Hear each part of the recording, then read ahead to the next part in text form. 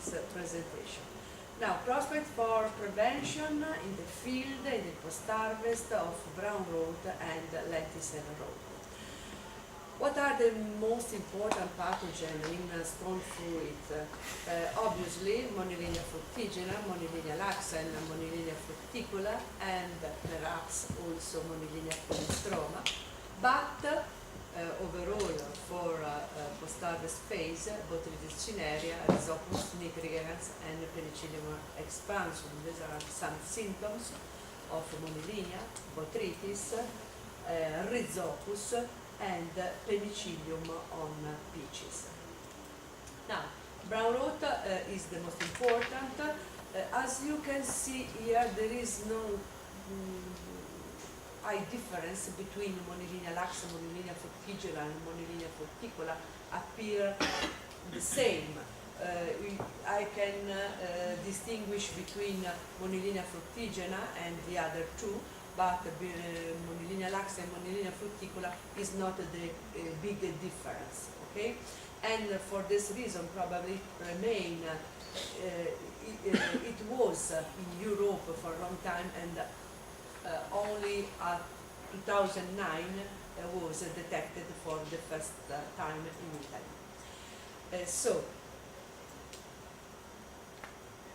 what are the main factors affecting the severity of the infection of Monilinia in the field and subsequently in the post-harvest phase?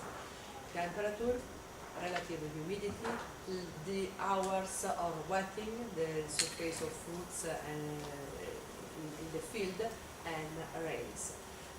This parameter can influence the number of biological cycles that take place in the growing season during the season in the field. Probably you know Conidia of Monilinia arrive on the surface of fruit, and here can introduce it to the fruit by wounds, but also can remain latent for a long time until the fruit reach the maturity, and so in this way Monilinia can overcome the natural defense of the fruits. Here you can see the difference, biological difference between three Monilinia with respect to temperature. As you can see, Monilinia fructicola prefer higher temperature than Monilinia laxa and fructigena, and probably for this reason Monilinia fructicola seems to overcome the presence of Monilinia laxa and Monilinia fructigena. Probably are the climate change, I don't know, but Monilinia fructicola prefer higher temperature. And also at the low temperature of the refrigeration, stone fruit refrigeration, as you can see, Monilinia fructicola, the germination of Conidia of Monilinia fructicola have germinated more than the other two species. Why is important to reduce the losses during the field, but also during post-harvest phase? Is overall a problem, economic problem, because as you know, the cost of the 1 kilo of peaches or nectarine increase during the life after harvest, because at the production cost is adds the cost of storage, the cost of transport, the cost of commercialization. And sometime we can arrive at 150% higher than the cost of the field. If I lose a kilo of peaches or nectar in the field, we have a cost. But if I lose this kilo after all cold chain, the cost is increase of 150–180%. So this is important economic damage for the field. What are the main practice to reduce the Monilinia? Is choice variety not sensitive, not too sensitive, because there isn't a resistant variety, some agricultural practice, obviously weather condition, but on weather condition I cannot do anything, and chemical protection and also post-harvest management.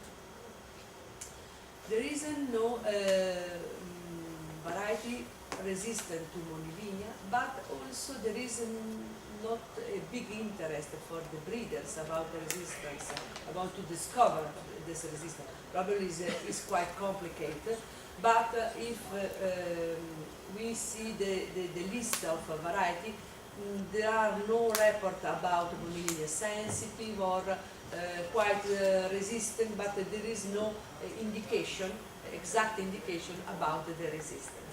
And for this reason, there is a project, Bredomics, the European project, project, that study this type of resistance, but at the moment we have no resistance, no variety resistant against the Monivinia. And agricultural practice is important, the pruning, the nitrogen nutrition, the vegetation luxuriance, because if you have a luxuriance in the field, we have a microclimate very favorable for Monivinia, because there are high humidity, fruit remain wet for a long time, and so for this reason the Monivinia infection can increase a lot. Also the irrigation, because sometimes excessive irrigation in the field near to harvest could produce on fruit cracks that wound that are the site of penetration of pathogen of Monivinia. Here you can see the result in average of result about 24 farms monitored, and we have compared some agricultural practice. In this situation, we can see the difference between control, chemical control, and the control without treatment. Obviously, to control Monivinia in the field, you have to treat it with chemical products. There is no difference regarding pruning and also regarding soil management, but is a significant difference regarding irrigation. If we have irrigation, abundant irrigation or not, there is a significant difference, 34% of infection against 10%. Weather condition is very important. Please, we can see this only this rectangular, and here there are the data from 2 seasons, 2007 and 2008. These are the experiment, field experiment, and here are reported only the data of control. 2007 is this period is a very hot season with high temperature, an average near 30 degrees, and as you can see, the percentage of infection were low, 27%. 2008 is another type of year. There are different weather conditions, and as you can see, the average of temperature are between 20, 22 and 26, 25. And probably, but not only, for this we can see that the incidence of flu infection increase a lot, 70%. Chemical protection.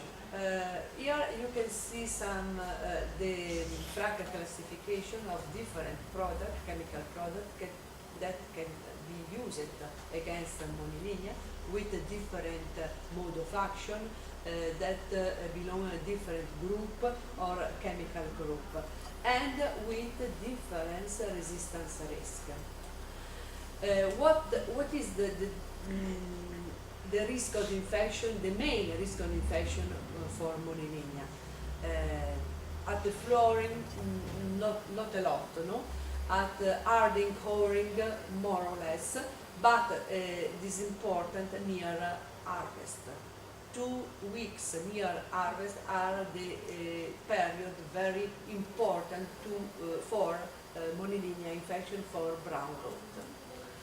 This Sussex, I report the data about 16 years and 40 field trials, where we have treated fruits in the field with different products, and we have harvested the fruit and stored the fruit for 7 days at 2 degrees, and after at a shelf life of 3 or 7 days, it depends on the situation. Here you can see the performance of tebuconazole, 40 trials, field trials, and as you can see, there is an average of 54% in the storage after harvest, after refrigerated storage, and after shelf life. And fruit treated with tebuconazole, there are 14%, with a reduction of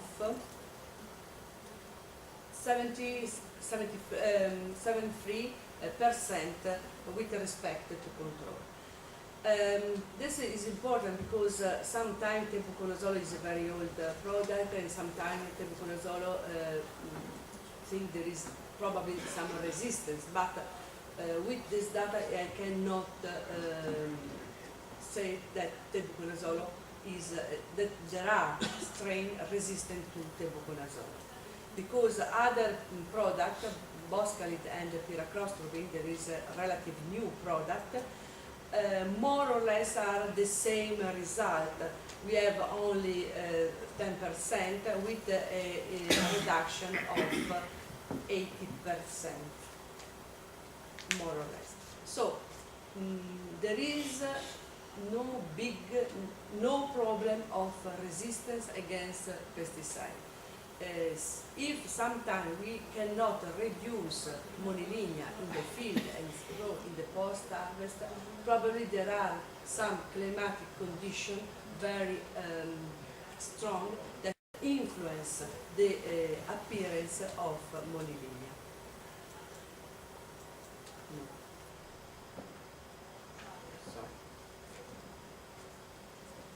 If I compare the other product, tebuconazole with tebuconazole, ciproconazole, and so on, you can see that the level of efficacy is over 50%. Sometimes there are some products more effective than boscalid and piraclostrobin, but normally the efficacy is more or less over 50%. Consideration. The prevention of brown rot damage due to Monilinia involve the phase of in the field, the cultivation phase, but overall the post-harvest management, because as I said before, sometimes Monilinia is produced latent infection that appear only after storage. But every people that work with the peaches have to do the work. So growers with agricultural practice, variety choice, but there is no resistance variety, and also chemical phytoprophylaxis with chemical fungicide. But, and these are the other part of my presentation in post-harvest, there are some best agricultural practices that have to adopted to reduce this losses in post-harvest. Another important pathogen for post-harvest phase is Neofarvarea alba, the fungus that caused lenticella rot. This is important because a relative new variety, pink lady apple, is more susceptible to lenticel rot, to Neofabrea alba. These are the symptoms of Neofabrea alba. Sometimes there are 1-2 spots of rot in the fruit, not too much, and sometimes the rot is near the pedicel, probably because here remain the water for a long time, and in the water there are conidia, like this, of Flectema vagabunda. Fruit infection. The importance of fruit infection, we don't know where Gliosporium remain during the winter, during the growing season. There are probably weeds, there are probably canker in the field, or little piece of dead wound, but it's very difficult to find Gliosporium in the field. But Gliosporium is in the field because after inoculation, after natural inoculation, we have a very high incidence of Gliosporium in pink lady apple. Rain is important, but also the susceptible of variety. But as Monilinia, also Gliosporium is not pathogen at the moment with modeling.